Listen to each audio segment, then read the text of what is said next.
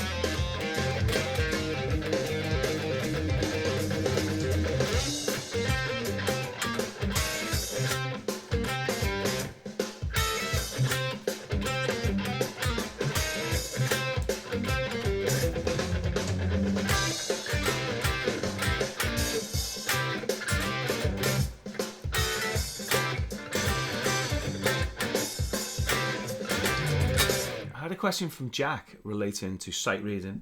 If I had any thoughts on things to practice when sight reading or when learning to read music or developing your reading.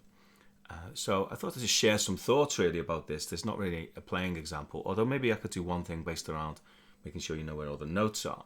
But the first thing maybe to get clear in our minds is the difference between reading music and sight reading music.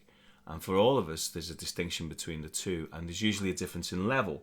The kind of complexity of pieces that I can sight read as opposed to that I can read music is quite stark. There's a difference between the two. Now, hopefully what happens with experience, your ability to read music filters into your ability to sight read music. Rather like how well can you play pieces that you've learned as opposed to things that you're playing for the very, very first time. Now, of course, the more you do this, the quicker then you can assimilate music, and therefore it means that you can learn things pretty quickly. So I would say the first thing to establish is the difference between reading music and sight reading music. Now, why that makes a difference in practice, what that means is sometimes it's better to stick with less material but make certain that you're getting it more accurately than the concept of just looking at something the first time and seeing how well you can play it the first time round. I would argue maybe there's even a case for practicing both things as if they're both independent skills. They're different things. So the type of music and the complexity of the music that you might be able to play completely at sight, never seen before, one shot at it, as opposed to the level of syncopation, the level of chromaticism, the level of intervallic activity that you'll be able to spot. When you just stick with one piece of music, well, you'll notice that there's a distinction between the two. There certainly is with me. But I'm hoping that for the most part, the music that I'm expected to sight read is not usually with the rhythmic complexity of a B.B. King solo or something like that. So there's a difference between me transcribing, say, a B.B. King solo with all the different rhythmic groupings and different complex time feel issues going on and different chromatic ideas or whatnot, as opposed to it being a fairly simple melody that's just notated, that's in time, that's in the grid and so on. So that's the first thing I would say, that maybe some of your practice should be about taking a limited range of material and concerning yourself with the accuracy. Right? Make certain that it's really accurate. And if that might mean taking one page from a method book or whatever and sticking with that one page until you can play it 100% right, then that's one level of sight reading practice. Another thing might be to get some really elementary books that are written for another instrument, maybe some books written for flute or something like that, cello or what have you, and then just really basic stuff, early grade things, and just see how well can you play this when you just open the book and go for it. And you'll notice there's a distinction between the complexity of the music that you'll be able to play when you give yourself some time to work things out, as opposed to what you can play at sight. So I think that's the first distinction, is establishing a difference between sight reading and reading. They're two different things. It's a bit like saying how well can you improvise on a tune that you've practiced, as opposed to someone just opening a real book or wherever, looking at the chords and going, after 4, improvise. That's another form of reading music, actually. It's not just about reading melodies. It's about, can you look at a chord sequence and be able to improvise a solo through it? That's as much a skill as being able to apply a chord voice into each of the chords and read through the chords. As well, here what we're doing is we're applying some improvisational conceptual ideas to a set of new or unusual or unfamiliar harmonic language. So there's lots of different things that we can do with this. So I think, the first thing is the difference between sight reading and reading. I think that's point number 1. I think point number 2 is you really need to have motivation for this, right? If you can see a reason why it's useful, then that makes it so much better than just doing it because someone else says that it's a good idea. Someone tells you to do it, a teacher tells you should do it, or you feel kind of shamed into it. Like, I should be able to do this. I'm a good player. I should be able to read. I think if there's an actual kind of avenue where you can exploit this, where you can use this, then you're much more likely to get it together. So when lockdown permits, why not get into a little duo situation where you practice reading with another player, playing duets and things like that. It's really, really good because that motivation to not let the other player down will inspire you to get it together, will inspire you when you're putting your practice together to think, well, why should I put this on the list of priorities as opposed to something else that might be more useful? One of the things that I have to do in practice, just because I'm busy, is I have to prioritize the things that I'm going to use. So the things that I'm going to use, they come first. The wish list stuff, the things that I think, well, this would be nice to know, but I'm not entirely sure when or if I'm ever going to use this idea, that has to take second place, and we get round to that when the time permits, and it's kind of like a luxury, really. The other stuff is essential. It's like, well, I need to learn this tune. I need to practice Cissy Strut because I'm going to record it on Sunday. I need to get this thing together because it's going to go in a magazine or whatever it might be. Or, of course, at the moment, very few gigs. Although, that said and done, I do have quite a few online things coming up. So that's going to mean practicing the tunes that are going to come up in the next week or so, or the next whatever. So that's more important than something that you might practice on a whim. So making it something that is a part of what you use as a musician is going to help you get it together. It really is going to help you get it together. So with that in mind, you could get a standards duo together with a friend, when we can do this, of course, where you just get together and open the real book up and go, okay, let's see what sort of a shape we can make of tune 254, whatever that is. And see if you can read the melody, see if you can read the chord chart, the chord progression, see if you can make that work. That'd be a really good thing to do, Again, that's a different thing to the idea of reading music, which could be prepared pieces. And with that in mind, it's not a bad idea to just have stuff that lives on your music stand, like I have. I have books that live on my music stand. That Ray Brown bass method has been there for a few months now, and every now and again, it shames me into practicing because it reminds me that I need to do that. So if you have method books to work through, that can be useful. The beauty of those kind of things, of course, is they're generally progressive. What you find if you just pick pieces at random to play through, you might find some are too easy or some are easy, and then the next one is just exponentially harder, and it can be demoralizing. You want something that moves progressively and becomes progressively more difficult, more involved. And there's loads of books out there that are really good. I know Jack mentioned David Oakes' Music Reading for Guitar in the question. It's a great book. It's really, really cool. It leans a little heavily on kind of classical pieces towards the back end. And the problem with that, I guess, is you probably already know them because he uses... So in a way, it's a good thing. He's using really familiar classical themes and so on, but there's a good chance you've heard that Mozart piece, and by the time you've played the first three notes, then you're playing it by ear if you're not careful. But it's still very, very good. And he makes some... really, really good points about beginning in the fifth position and things like that.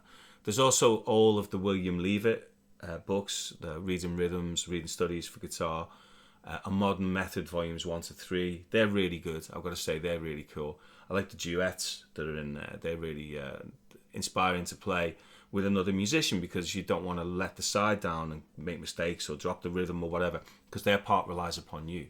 So things like that, or you record one part and you play the next part to it.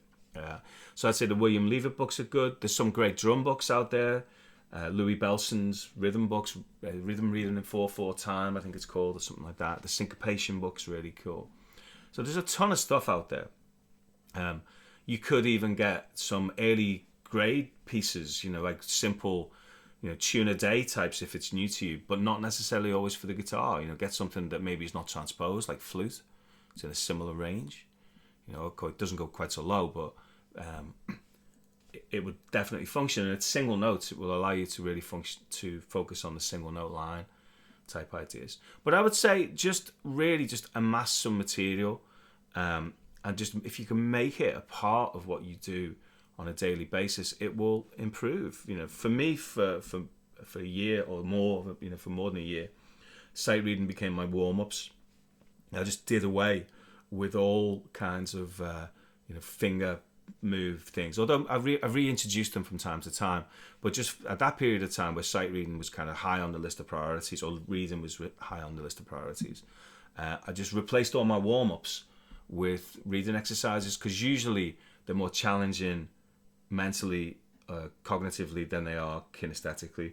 So there's never going to be anything that's going to be too challenging to play from a physical perspective, but you're going to have to be a bit sharp in terms of thinking. So I generally would do that first, when I've got a little bit more intellectual energy, shall we say, and I'm less likely to want to jump around the fretboard playing things that are difficult or might potentially cause injury. So sight reading's perfect for that. Certainly at the start, it's definitely perfect for it. I'd also suggest, so maybe the next point 3, might be, if it is something that's more of a cognitive skill, then you might not be able to practice that for as long as you might practice something that's more of a kinesthetic skill. So something that's more physical, you can probably keep going for longer because you kind of switch off and you can be staring out the window whilst practicing your quintuplet tapping lick or whatever it might be, and just keep going for half an hour. That's not a problem. To keep concentrating for that level of time, that might be a bit trickier. So you might need to make the practice sessions a little bit shorter, or you do more than one thing in a longer session so that it feels like your half an hour. Sight reading is actually 5 different things, for 5 minutes each, with a little minute to stare out the window or to just reset your mind. With that in mind, the time of day that you do it makes a difference. So maybe point 3 might be keep the sessions short to begin with. That way as well, if you feel like as if it's not the most enjoyable thing in the world because it's hard, if you feel like it's difficult, then you can probably handle 10 minutes of it, I would think. 5 or 10 minutes is better than nothing. Anything is better than nothing. So even if it's 5 minutes, if it's 5 minutes of focused practice, you can actually get a lot done, believe it or not.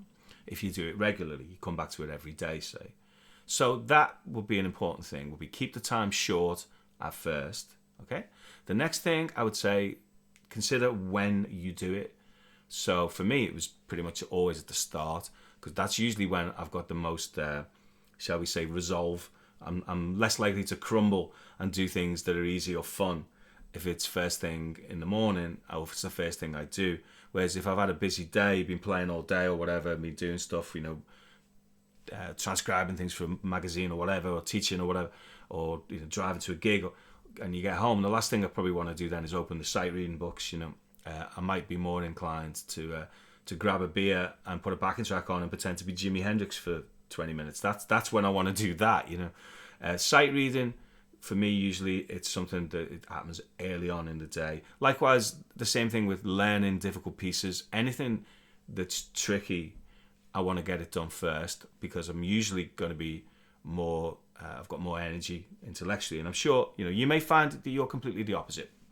You may find that you manage to concentrate when everyone else has gone to bed, late at night. For me, that's the time when I want to wind down and do things where I can kind of do it without thinking.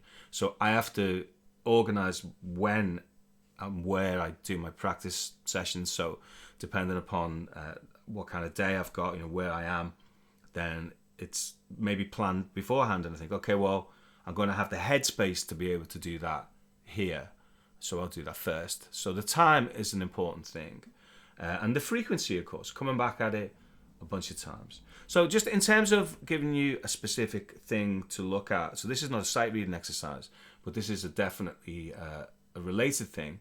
And one of the reasons why some players struggle with sight reading is because I'm pretty sure they're not that familiar with the location of the notes. So I'm just going to show you a quick exercise now that is going to play every note on every string, one location of every note on every string. So for this, I'm going to use the open position all the way up to the 12th fret. But if you want to practice in a higher position, you could go maybe from whatever your highest fret is on this guitar to 22. So I could go from number 10. So between fret 10 to 22, there's one of every note. So that could be the range that you choose. For now, I'm going to use the open string to the 12th fret, but you could do it from 10 to 22. So here's the exercise to show you where all the notes are. I've set my metronome to 60 beats per minute, so it's a slow tempo. But I'm going to play a different note each click. I'm going to go across all 6 strings. In this case, I've chosen to go low to high. I'm going to go through the cycle of fourths. So to begin with, I'm going to play 6 E's, 1 on each string. Then as I'm doing this, you've got to be thinking, what's a fourth away from me? Of course, it's A. And then we jump immediately to A, and on we go through the cycle. So I'll call out the notes a little in advance, try and play along with me, and see at which point things begin to get tricky. If you find that when we get to the flat keys, that's where you need to do a bit more practice, then that's what you do. You need to do a bit more practice. You figure out where the areas are figure out where this is going to fall apart at the seams, and then we strengthen that area. So let's begin with E. 3, 4, and E, 7th, 2nd, 9th, 5th, open, then A. Next one's D.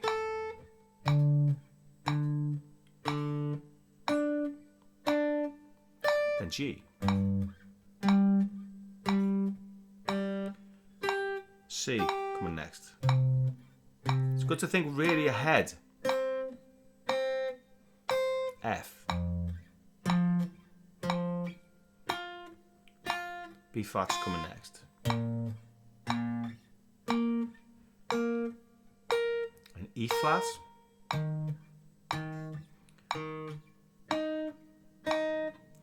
A flat or G sharp.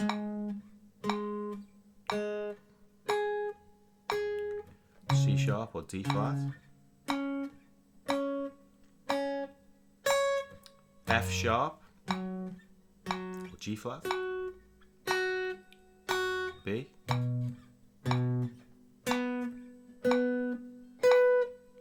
Back to E.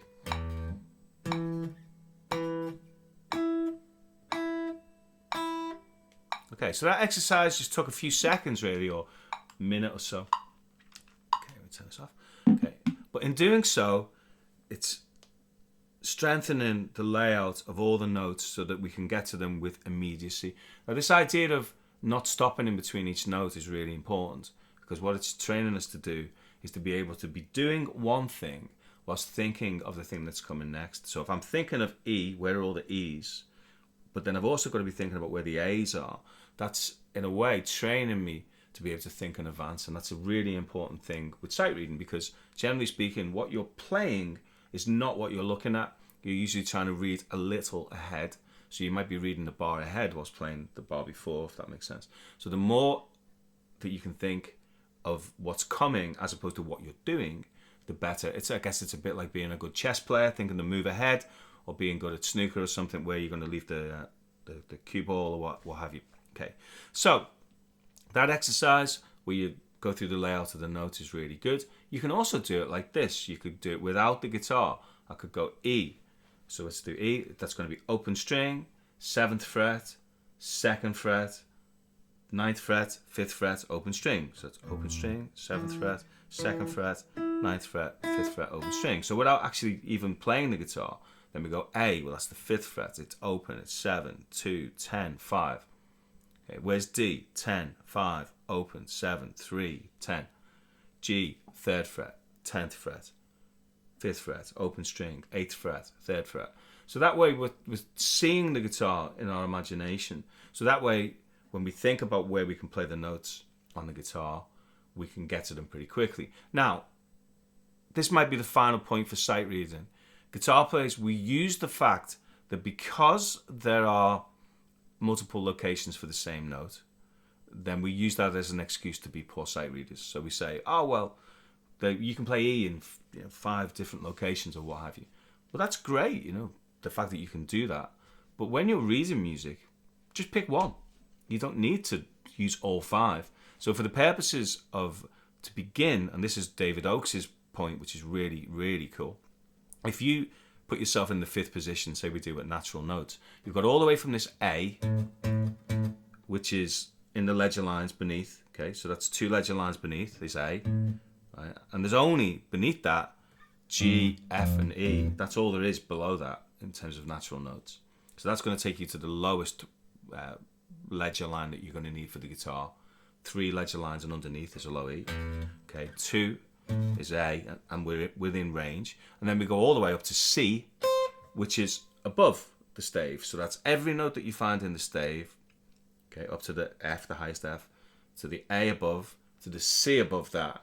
So we're talking 2 ledger lines above the stave here, just in the 5th position. So just by playing E, F, G, A, B, C, D, E, F, G, A. Now you have a choice for the B, either there or there. C, D, E, F, G, A, B, C, D, E, if you like. And then we're way into the ledger lines above. So just by playing in the 5th position with these 2 extensions, the D and the E, the G and the F, and the open E, of course, you're going to deal with most of the range that you might need to play most simple melodies. So the fact that you can play E in all these different locations, for the purposes of reading, pretend you can't. Just put it in one. You know, if it's going to say, if it's an E note on the guitar, and it's the E note that's the one underneath the highest line, that one, for reading purposes, for me, for the most part, that's that one.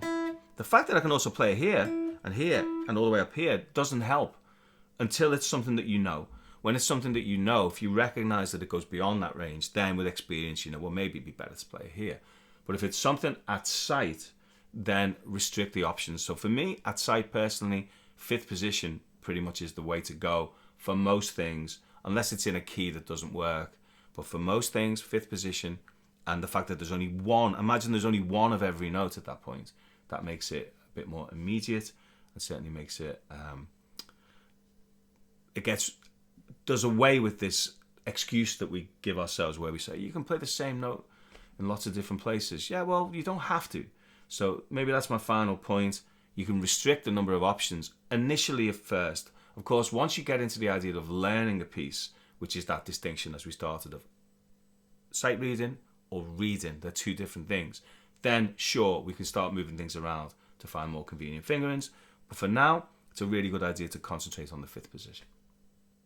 I had a great message from Alex asking about incorporating fifth type ideas, intervals of a fifth, into your soloing style or your playing style in general.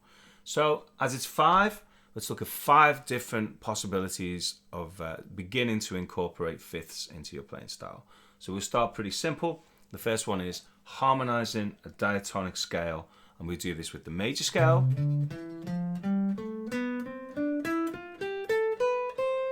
and we'll do this with the pentatonic scale as well.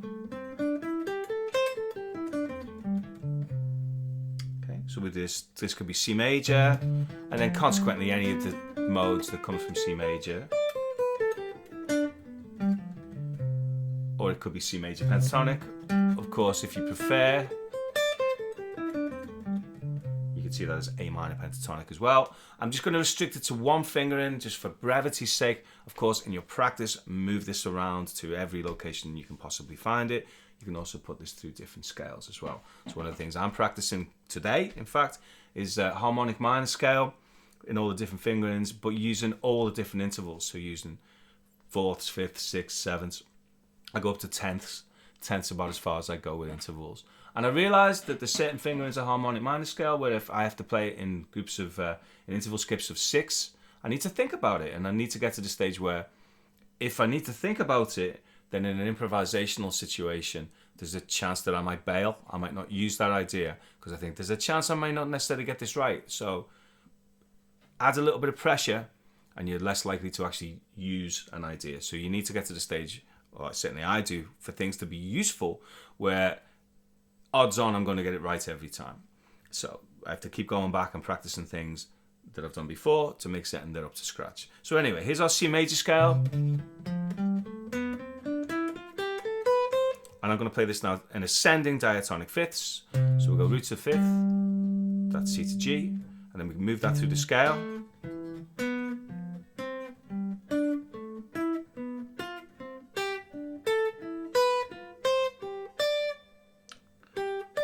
Now I could also move that down.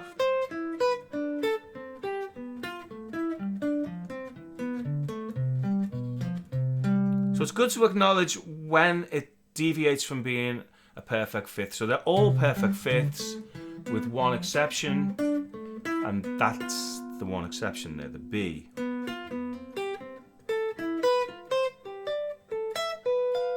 So if I was to play this along a pair of strings, it would be a perfect fifth, C, perfect fifth, perfect, perfect, perfect, perfect, flat 5.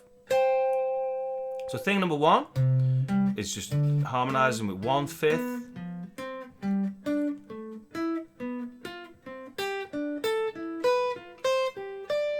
Okay, so some patterns that we can use there, we can go up.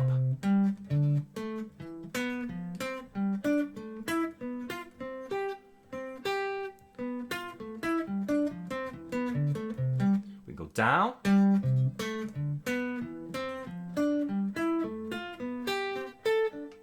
so. Of course, then we can go down the scale. We go alternating between up and down.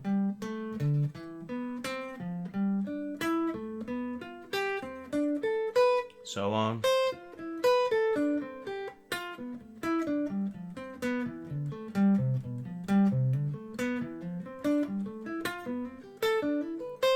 Quite nice if you're doing something like that, which is a 4-note pattern, if you play that in triplets.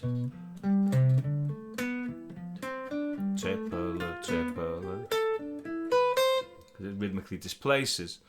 If you are going to play something that's going to be in groups of 4, it's nice to make your 5th idea into a 3-note pattern. I like this one, where I play the lowest note, then the highest note, and then the lowest note. So now instead of it being 2, like 8th notes or something, it goes. And that displaces.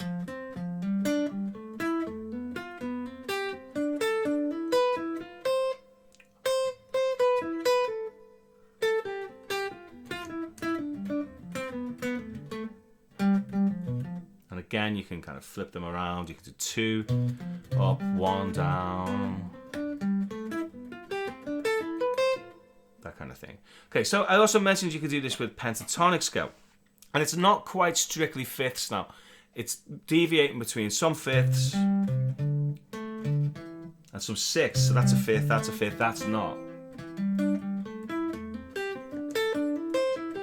So I'll do my 3 pattern again. So that's going these 2 notes, these 2. So again, we can go up and then down. Or the 3.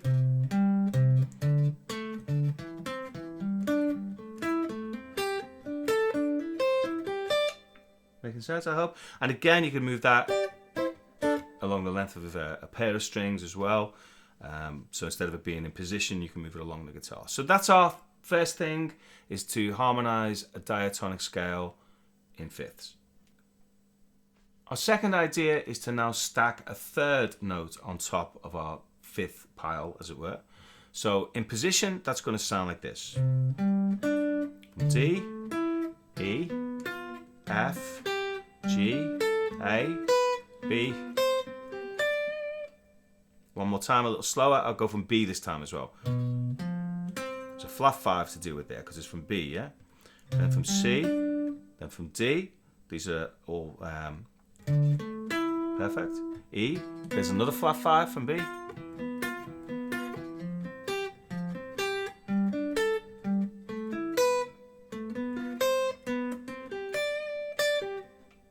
So let's run that a little slower again, one more time. So C, D, E, F, G, A, B, C. Okay. Now you may find that this makes more sense to be played horizontally rather than vertically. It would maybe look a little simpler and certainly make the picking a little bit easier. All perfect, a flat and a perfect from B, all perfect from A, all perfect from G, same from F. Now we have perfect and flat from E. Remember last week our Adrian Moyard phrase?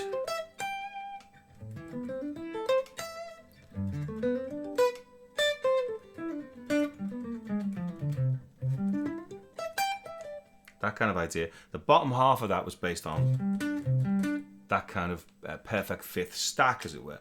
Similar to that Joe Satriani idea, which I know he plays by holding and hammering on. But that's a stack of 5ths. In this case, we go from A minor.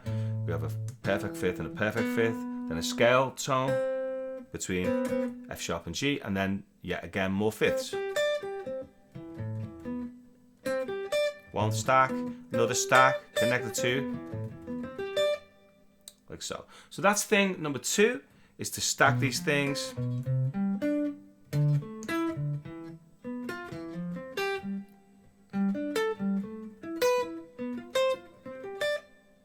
5th on top of a 5th.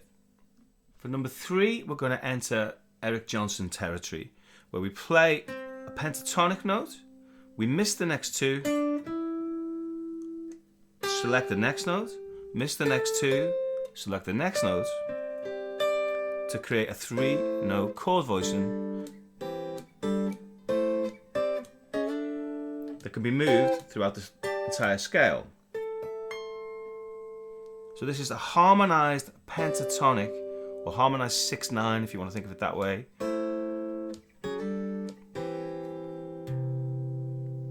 Moved along the scale. So we see that comes from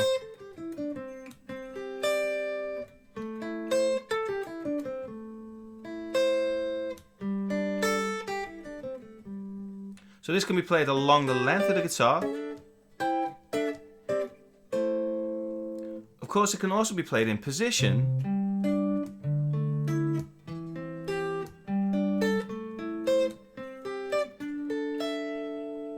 And we could use the same intervallic leaps for lines.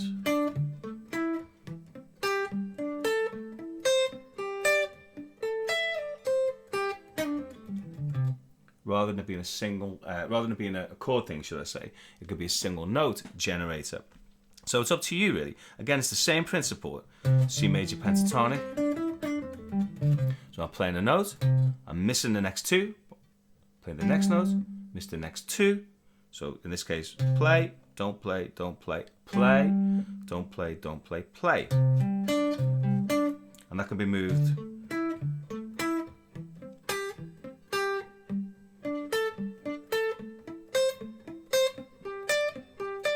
or it can be moved. Of course, any string group, but for now, it's using 1, 2, and 4, but it could be 3, 5, and 6. They tend to sound better on the treble strings. Of course, this could function as a C major, 6/9. It could also function as A minor, because of course it's A minor pentatonic scale as well as its C major. But for now, that's thing number 3. Our fourth idea is a fifth pathway that exploits all 6 strings and only uses the perfect fifths. In this instance, we're not going to use the lowered fifth that we get when we go from a B note. So with this in mind, there's only 2 possible pathways that will achieve this without the use of a flattened 5. And they begin on the root. So if I play consecutive fifths, perfect fifths, I can achieve that by going from C, perfect fifth away to G, to D, to A, to E, to B. Now if I were to go on from there, then that would be a flat 5. But as we don't have any more strings, then we don't need to do that. So the whole thing, it's the kind of thing Steve Vai might use with those kind of things. So with that, in this instance, what I'm doing here, and this is completely a Vai thing, so this is, trademark Steve Vai. You play a note and then you slide into it like a pull slide. So it's pull off and a slide.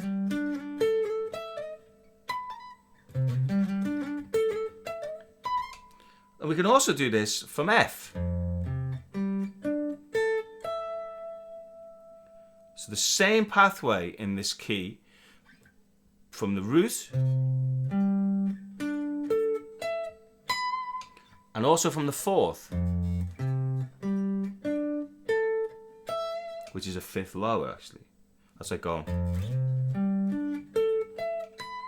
And that's how we can get all 7 notes in. B, so the F going up to the C, okay, and then C to G, G to D, D to A to E, E to B. So that's all 7 notes of the scale. Yeah, it's the only pathway that can achieve that without the flat 5. Okay, so what we can do with this is we can break it into 3-note patterns.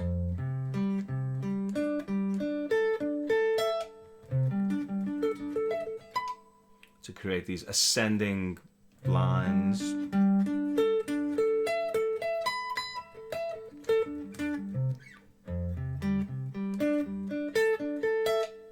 Or you can play them as chords. And they're going to work diatonically in any situation where C major would work. So if I was playing over D Dorian, I could be playing D Dorian line.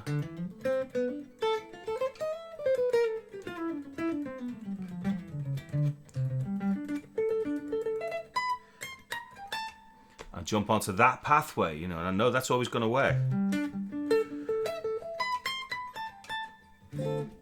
Or G7 or F Lydian, whatever, any of the things that come from C major. So just to recap, you've got two potential 6 notes, which is the entire range of the guitar, 1 note per string patterns in fifths. So we go diatonic fifth, diatonic fifth, diatonic fifth, diatonic fifth, diatonic fifth. You've got it from F as well.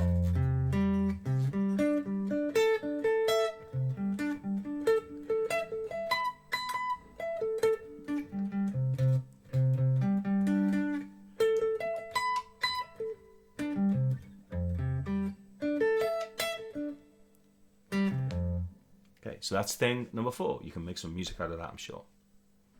It's a really good idea to bring these things to life, to put them into musical situations. So our 5th of 5 idea using fifths is going to be a phrase that I've composed effectively, inspired by working through Joe Diorio's book, the Intervallic Lines for Jazz Guitar, I believe it's called. It's amazing. It's a really great book.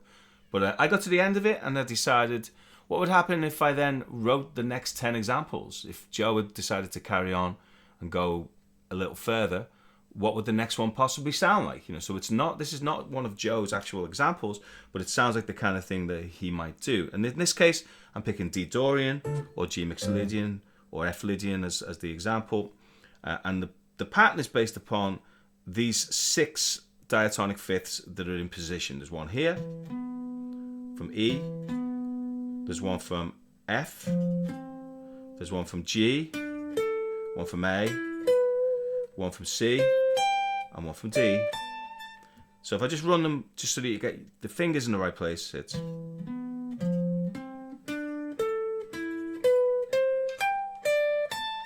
that could work. And of course...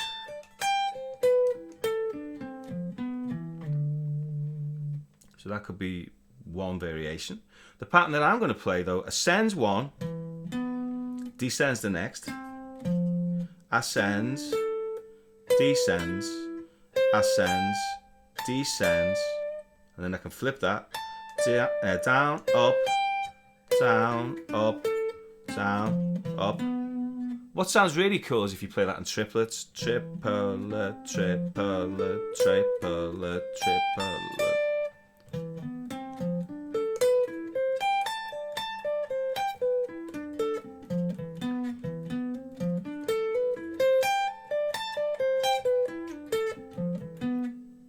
That's making sense. So I'll play that really slow for you. 2, 3, triplet, 4, triplet. Oh, one more time.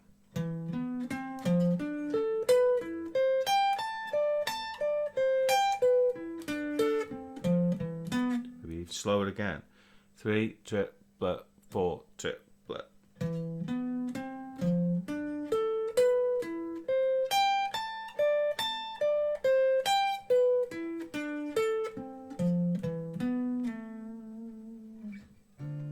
That's taking some of these ideas and putting them into a contextual musical example. Now, of course, once you become familiar with these sounds, this intervallic leap, you begin to improvise these ideas. But it's a great place to begin to compose a phrase that uses an idea that you would like to get into your improvisational vocabulary, because then you've got an example of what it's going to sound like when you can make these phrases in real time. So, one more time.